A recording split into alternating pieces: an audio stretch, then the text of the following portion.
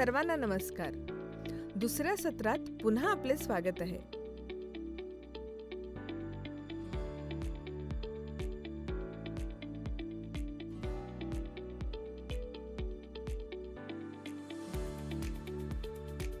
आजचा विषय इयत्ता 7वी पासून सामाजिक शास्त्र या विषयावरील संयुक्त राष्ट्र संघटना आहे. या प्रकरणात आपण संयुक्त राष्ट्र संघटनेचा इतिहास, उद्दिष्टे, प्रमुख घटक, विशेष एजन्सी, उपलब्धी आणि मर्यादा आणि सदस्य राष्ट्र म्हणून भारताची भूमिका याचा शोध घेऊ.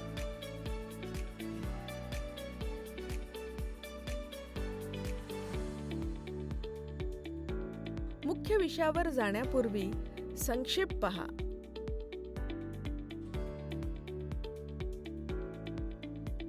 UNO संयुक्त राष्ट्र संघटना. युनेस्को संयुक्त राष्ट्र शैक्षणिक, वैज्ञानिक आणि सांस्कृतिक संघटना. FAO अन्न आणि कृषी संघटना. युनिसेफ संयुक्त राष्ट्र आणि आंतरराष्ट्रीय बाल अल्पकालीन निधी. संकल्पना नकाशा पहा. या धड्यात आपण याबद्दल अधिक तपशीलीवर चर्चा करूया. संयुक्त राष्ट्र संघाचे मूळ, संयुक्त राष्ट्र संघाचे प्रमुख संस्था, संयुक्त राष्ट्र संघाच्या विशेष एजन्सी, संयुक्त राष्ट्र संघाचे यश आणि त्यांच्या मर्यादा, भारत आणि संयुक्त राष्ट्र संघ. इथे दिलेल्या UNO ची चिन्ह पहा. चिन्हाच्या मध्यभागी खंड दाखविले आहेत. त्याच्या दोन्ही बाजूला ऑलिव्हची फांदी दिसते.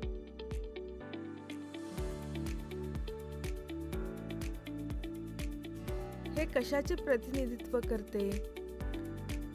चिन्हात दाखवलेले खंड जगातील सर्व राष्ट्रांचे प्रतिनिधित्व करतात आणि ऑलिव्हची फांदी शांती आणि मैत्रीचे तत्व दर्शवते.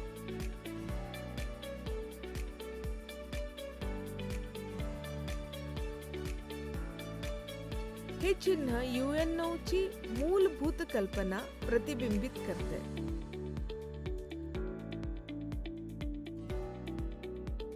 संयुक्त राष्ट्र संघाची उत्पत्ती.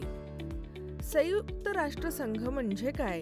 त्याची स्थापना का झाली हे तुम्हाला माहिती आहे का?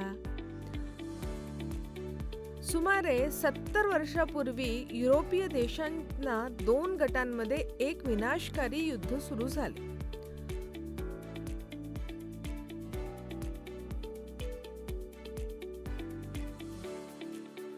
थोड्याच काळात वेगवेगळ्या खंडातील देश युद्धात सामील झाले. याला दुसरे महायुद्ध असेही म्हणतात. युद्धाचा परिणाम मोठ्या प्रमाणात मालमत्ता नष्ट झाल्या.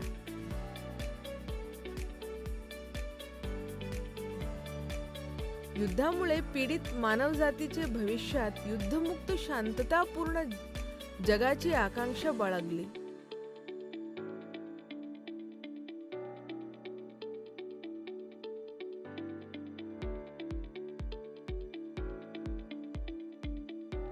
या टप्प्यावर अमेरिकेचे अध्यक्ष रूझवेल्ट, ब्रिटिश पंतप्रधान चर्चिल आणि रशियन नेते स्टालिन यांच्या नेतृत्वाखाली 51 देशांचे प्रतिनिधी जागतिक शांततेसाठी एक योजना तयार करण्यासाठी एकत्र आले,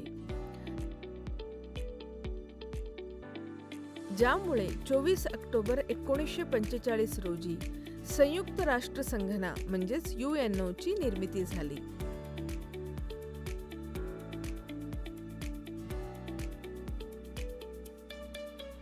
संयुक्त राष्ट्र संघाचे मूलभूत उद्दिष्ट: जगभरात शांतता आणि सुरक्षितता राखणे, सर्व देशांना समान वागणूक देणारे मैत्रीपूर्ण संबंध निर्माण करणे, आर्थिक, सामाजिक, सांस्कृतिक आणि मानवतावादी समाज सोडवण्यासाठी जागतिक स्तरांवर सहकार्य करा. मानवी हक्कांचा आदर वाढवणे त्यांच्या उद्दिष्टापर्यंत पोहोचवण्यासाठी सकारात्मक वातावरण तयार करण्यास मदत करते. संयुक्त राष्ट्रसंघाचा प्रमुख संघटना. संयुक्त राष्ट्रसंघाच्या उद्दिष्टांची अंमलबजावणी करण्यासाठी स्थापना करण्यात आलेल्या प्रमुख संस्था म्हणजे जनरल असेंब्ली. दरवर्षी सप्टेंबरमध्ये सर्व 193 सदस्य देशांसह वार्षिक बैठक होते, ज्यामध्ये नव्याने सामील झालेल्या सुदान प्रजासत्ताकाचा समावेश आहे. प्रत्येक देश 5 पर्यंत प्रतिनिधी पाठवू शकतो, परंतु त्यांना फक्त एकच मत असते आणि महासभा संसदेसारखी कार्य करते.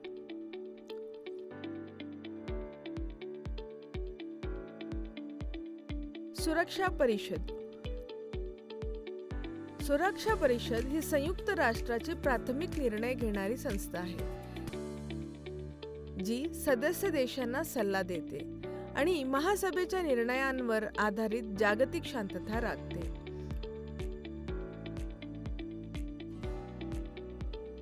यामध्ये 15 सदस्य असतात.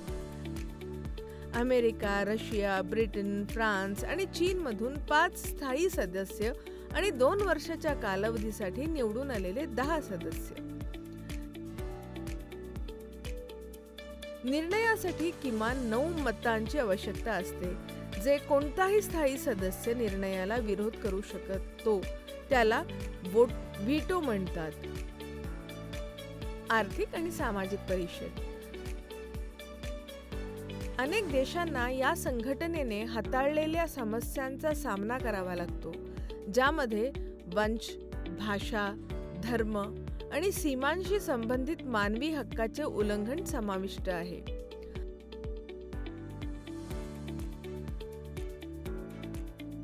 आर्थिक आणि सामाजिक परिषद निरक्षरतेशी लढणे, गरिबी कमी करणे,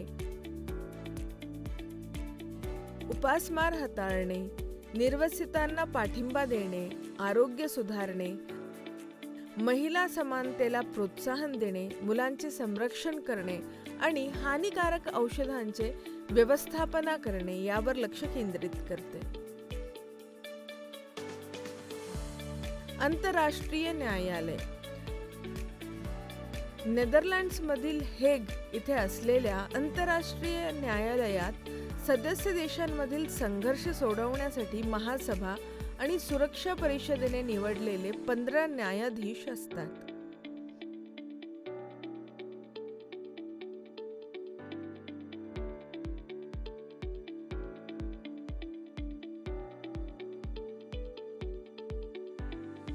सचिवालय. मुख्य सचिवालय न्यूयॉर्क जवळील लेक सक्सेस इथे आहे, ज्याचे नेतृत्व पोर्तुगलचे सरचिटणीस अँटोनियो गुटेरेस करतात.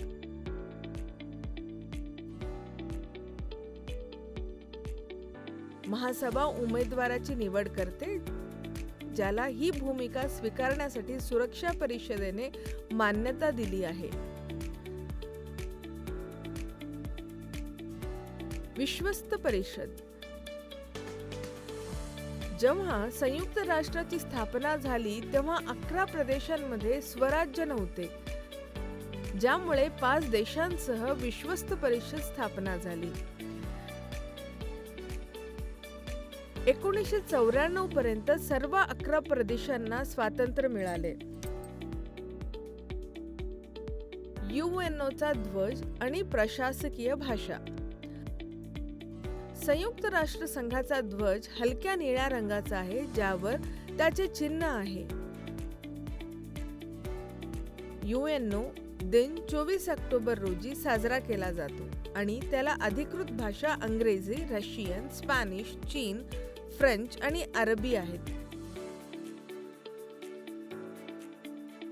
ज्यामध्ये इंग्रजी सर्वात सामान्य आहे.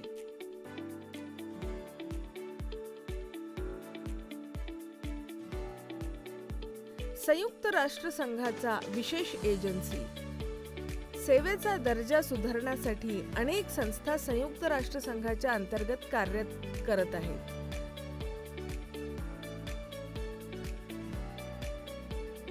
काही महत्त्वाची एजन्सी आहेत.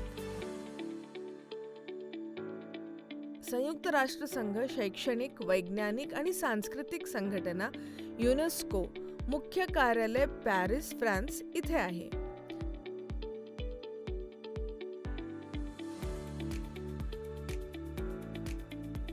अन्न आणि कृषी संघटना FAO मुख्य कार्यालय रोम, इटली इथे आहे. जागतिक आरोग्य संघटना मुख्य कार्यालय जिनेवा, स्वित्झर्लंड इथे आहे. संयुक्त राष्ट्र संघ आंतरराष्ट्रीय बाल आपत्कालीन निधी युनिसेफ मुख्य कार्यालय न्यूयॉर्क, US इथे आहे. संयुक्त राष्ट्र संघाचे यश आणि त्यांच्या मर्यादा. मुख्य उपलब्धी आहेत. आर्थिक योगदान. संयुक्त राष्ट्र संघ आरोग्य, वाहतूक, दळणवळण, अन्न, विज्ञान आणि शिक्षण या क्षेत्रात आर्थिक सहाय्य प्रदान करते. लाखो निर्वासितांना, विशेषतः मुले, माता आणि कमी भाग्यवानांना मदत करते.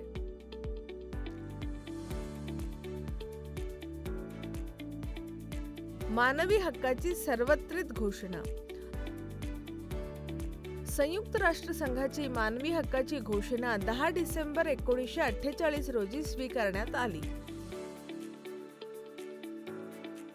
युरोपीय शक्तींपासून स्वातंत्र्य मिळवण्यासाठी अनेक माजी वसाहतांनी संयुक्त राष्ट्र संघेने पाठिंबा दिला आहे. शांतता प्रस्थापित करणे. 1945 पासून संयुक्त राष्ट्रांनी आणखी एक महायुद्ध प्रभावीपणे रोखले आहे. विशेषतः अन्न वस्त्रांवर बंदी घालून आणि चालू असलेल्या संघर्षाचे व्यवस्थापना करण्यासाठी नियम लागू केले आहेत. संयुक्त राष्ट्राच्या मर्यादा. सोव्हिएत संघाच्या पतनानंतर शीत युद्धाचा अंत झाला, ज्यामुळे अमेरिकेला मोठा भाऊ म्हणून स्थान देण्यात आले आणि जागतिक सांस्कृतिक तणाव निर्माण झाला. शांती सैनिकांसाठी सदस्य देशांवर अवलंबून राहणे आणि सुरक्षा परिषदेच्या कामस्वरूपी सदस्यांमध्ये एकमताची गरज असल्याने लष्करी कारवाईला विलंब झाल्यामुळे संयुक्त राष्ट्रांना निर्णयाची अंमलबजावणी करण्यात आव्हानाचा सामना करावा लागतो. भारत आणि संयुक्त राष्ट्र संघ. 1945 मध्ये भारताने संयुक्त राष्ट्र संघाच्या संविधानावर स्वाक्षरी केली. स्वातंत्र्याच्या मिळाल्यानंतर आंतरराष्ट्रीय घडामोडींमध्ये भारताने महत्त्वाची भूमिका बजावली आहे.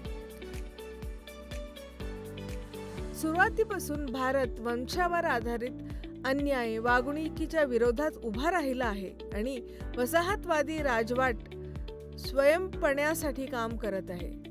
अण्वस्त्रांची चाचणी थांबवण्याची आणि शांततेला पाठिंबा देण्याची मागणी करणारा भारत हा पहिला देश होता.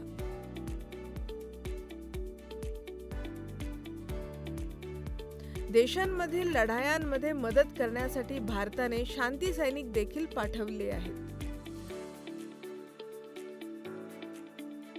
सध्या संयुक्त राष्ट्र संघाच्या सुरक्षा परिषदेत फक्त 5 कायमस्वरूपी सदस्य आहेत आणि ते त्यांच्या हितांचे रक्षण करण्यासाठी ते असे ठेवतात. दुर्दैवाने भारतासारख्या विकसनशील देशांना कायमस्वरूपी जागा देण्यात आलेली नाही. या सत्रात आपण काय शिकलो? संयुक्त राष्ट्र संघटनेची स्थापना 1945 मध्ये जगभरातील देशांमध्ये शांतता, सुरक्षा आणि सहकार्याला प्रोत्साहन देण्यासाठी करण्यात आली. हे संघर्ष रोखते, मानवी हक्कांना समर्थन देते आणि सामाजिक आणि आर्थिक विकास प्रदान करते.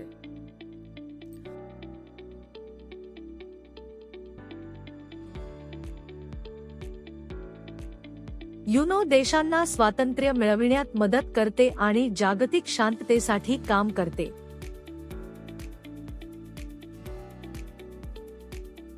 जागतिक समस्यांना तोंड देण्यासाठी ही संघटना महासभा आणि सुरक्षा परिषद सारख्या विविध संस्थांनी बनलेली आहे.